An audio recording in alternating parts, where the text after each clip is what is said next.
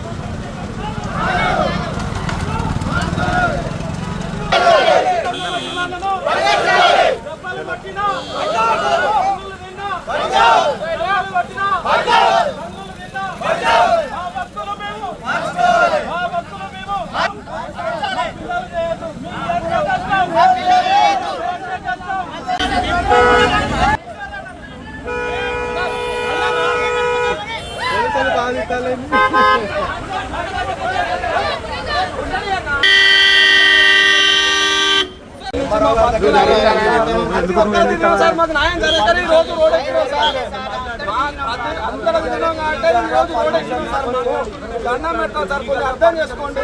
మాకు ఏదైనా ఒక సమస్య పరిష్కారం ఏం లేదు. ఇక్కడ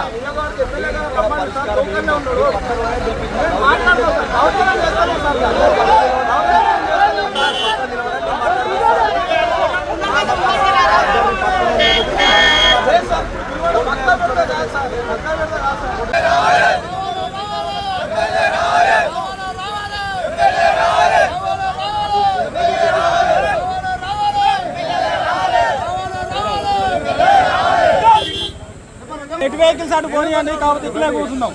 అర్థమైందా? వెహికల్ మనం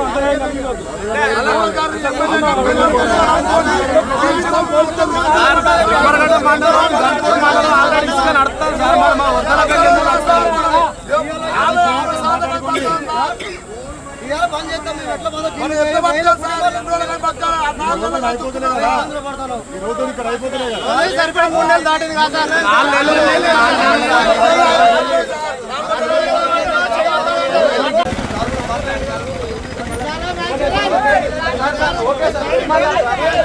మాకు ఏం ఆలోచిస్తాం.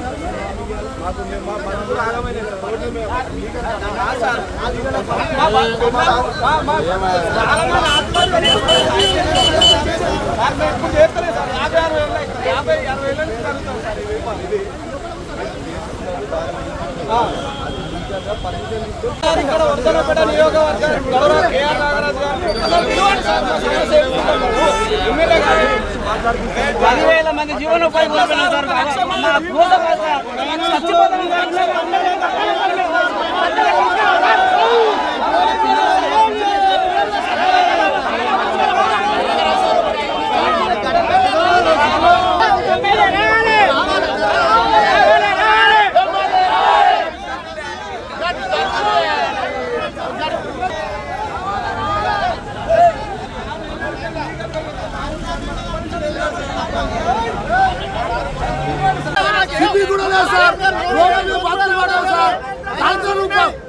తీసుకోపోయారు సార్.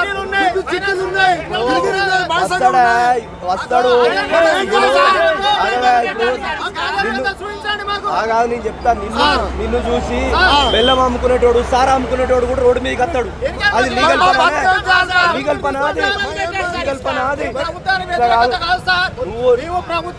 లీగల్ గా ఏమన్నా చేసుకో, లీగల్ గా ఏమన్నా చేయి. ప్రతి ఇల్లీగల్ ఎమ్మెల్యే గారు ఏదైతే అసెంబ్లీలో మాట్లాడిండో ఆ మాట్లాడిన ప్రకారం ఏదో పాలసీ తీసుకొచ్చినా కూడా వీళ్ళ బతుకులు మారేది.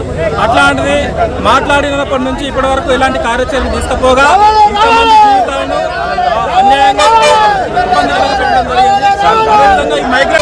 ఆకేరు వాకు సంబంధించిన సమస్య గత 60 ఏళ్ళ నుండి పురాతన తాతల కాలం నుండి తన్నుల కాలం నుండి జరిగే ఇసుక సమస్య.